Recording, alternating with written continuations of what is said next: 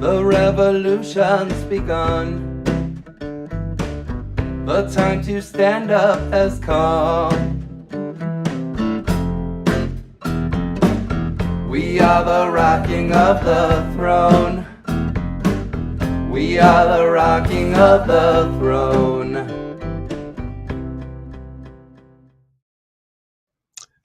We are privileged to have Helen Alli today with us. She's running for Congress in Virginia's 7th Congressional District. And Helen, thank you for being here. Appreciate it. And for people who do not know you yet, could you please introduce yourself? Yes, hi, Tom. Thank you so much for having me. I'm really Yeah. happy to be here. Oh, thank I you. mean, this is really great.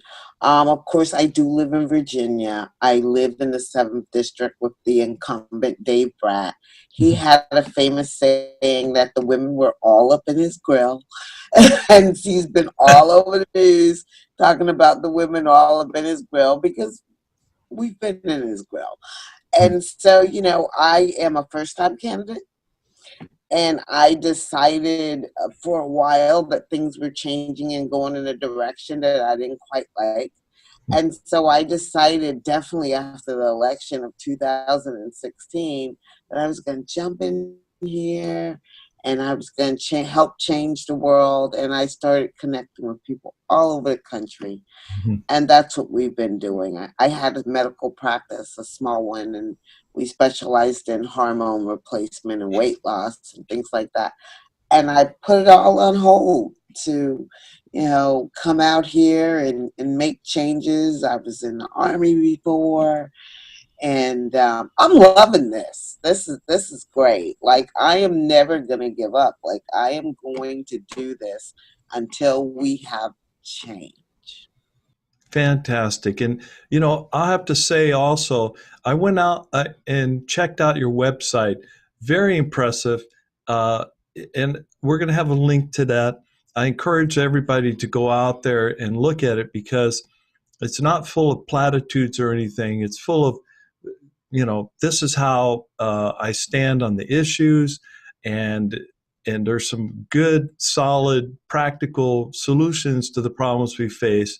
Unlike the corporate Democrats. I also saw, which was very interesting to me, Helen, that you withdrew from the Democratic field and won the nomination of Virginia's recently formed Whig Party. That is very interesting. It reminds me of Tim Canova down in Florida, who's running again against Debbie Wasserman Schultz. He left the Democratic Party and became an independent. It's because he felt that he just could not get a fair shake within the Democratic Party. So he had to run elsewhere. And I think also you have a better chance of winning outside Democratic Party right now because people aren't too happy with the party, I don't think. So I want to ask you, why did you sign Contract for American Renewal, or CFAR? Well, part of it was I started looking around at all the corruption that was going on in our Congress. And I thought, wow, this is brilliant. This will hold candidates accountable. And then, maybe if we could get enough candidates signed up, then, we won't have these swings and changes of direction and promises broken. And on things that are critical, like our health care and jobs and things like that. Yep. I've been watching over and over and over candidates flipping that was going for particular issues, and then they get pressured by their parties to change, or pressured by special interest or whomever. And I just think, if you're doing this, you're doing this for the people. You're doing it on the issues that you started, that you were heartfelt about. And I want America to feel comfortable about the issues and the people that they send to Congress to fight for them. Yeah, you're right. I've noticed that too. Somebody runs as a progressive, like in New York City, won't mention a name, and all of a sudden they're supporting the incumbent, the corporate Democrat. It just really mind-boggling how that can happen. So, yeah, the contract for American Renewal really makes you put it on the line, and telling the voters, this is what I really stand for, and I mean to do it. Back to CFAR. There are some high-priced policies on the CFAR. Are you a tax and spend liberal? No, no, no, no, no, no. Actually, Tom, what I found are these are very practical things that we can put in place. Mhm. Like Medicare for all, we're going to save $2 trillion over the next 10 years if we Yeah. implement that.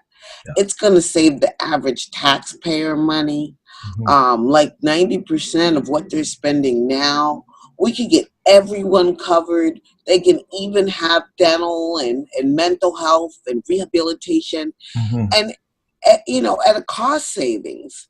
Yes. So I think that those things are very practical. It's cheaper than what we're doing now, and it takes private the private industry out of it so that we can negotiate on Mhm. prescription drugs and things Mhm. like that. So Yeah. that was one of my favorite. Yeah, I agree with you. I mean, not every candidate that's running on a progressive platform has to be, necessarily for Medicare for all. I mean, I think they should, because to me, it's critical, I think, to the economy and, well, just to people. You can't let people go without health care. It doesn't make sense, and it's cheaper to do.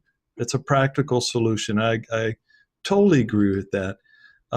So, speaking of the policy positions like Medicare for All uh, on the CFAR, uh, which of those do you expect to speak to the most in your campaign? I am speaking for Medicare for all because it is a necessity. And Yeah. I don't think that you should have to choose between fixing your car and going to the doctor. Mhm. I just don't think so. And it gets rid of the deductibles, it gets rid of co-pays. Our seniors are suffering from that, and I just am going to speak to that until it gets implemented. I'm with you. Okay, so uh, speaking of that, how will you deploy the CFAR, the Contract for American Renewal, during debates, on your website, press releases? How will you do that? Everywhere. I already have it everywhere. I have it on my website. I speak about it when I go to do debates. I speak about it at meet and greets. I tell other candidates about it because I really do believe that that's the only way that we are going to be able to have, get rid of as much corruption as possible and get on a level playing field in Congress.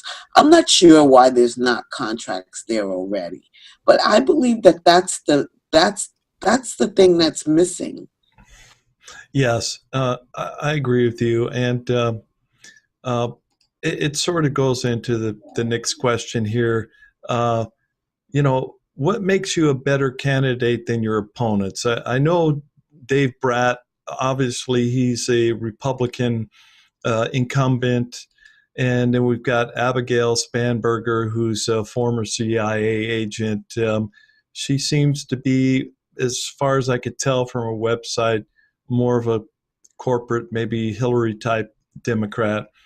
And then Joe Walton, the libertarian, who seems to think that all we have to do is tweak the ACA. So, what makes you a better candidate than those candidates that are running? Well, I made a choice not to take any corporate PAC money, corporate money, or any special interest money. Mhm. Okay. So I believe that we are supposed to work for people. the people. They sent us to Congress to work for us. Mhm. They didn't send us to Congress to work for our donors. And that's what's happening now. And that's what my opponents are going to Congress to do, because they started out saying, oh, I'm not going to take corporate PAC money. But what seems to have happened is, especially in this Abigail Spamberger, is that, she said she wasn't going to take any corporate PAC money, but she received $510,000 from Nancy Pelosi that takes corporate PAC money. Mhm. So how are you're still taking it, even if it's funneled through your party, Right.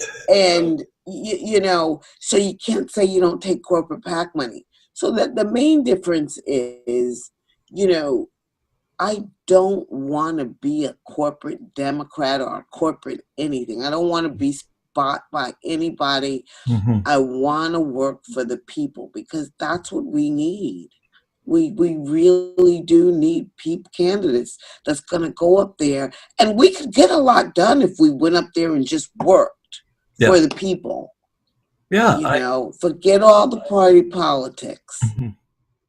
Well, I mean, I think you made an excellent point right now. A candidate can say, "Oh, I'm not taking any PAC money," but if they're taking money from the Democratic Party, it's the same as PAC money. I mean, it's sort of it's disingenuous, and it sort of goes in line with how they talk about platitudes all the time, instead of talking about the real issues that I saw on your website, your excellent website. And that, I think that was the last question. I really you answered these questions excellently. There was no I didn't have to scratch my head afterwards and go, "Oh, what did she say?" No, I mean, I know where you stand on the issues, and I think that's what the American people want. I think 2016 showed that. If you don't really have a platform, they're not going to vote.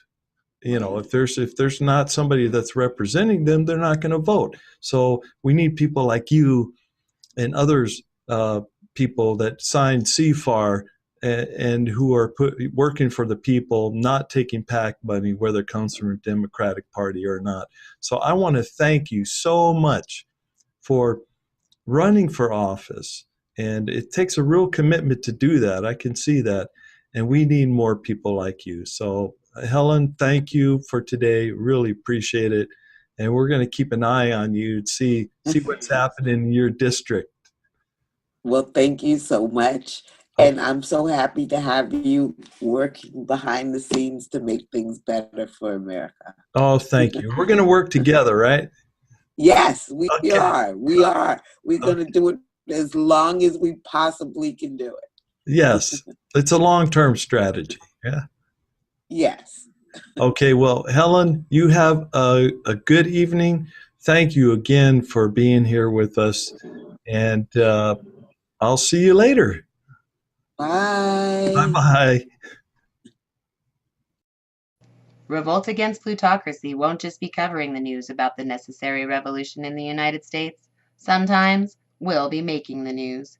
If you want to stay on top of the revolutionary actions and strategies of grassroots, genuine progressives, and our allies, please subscribe to our YouTube channel today.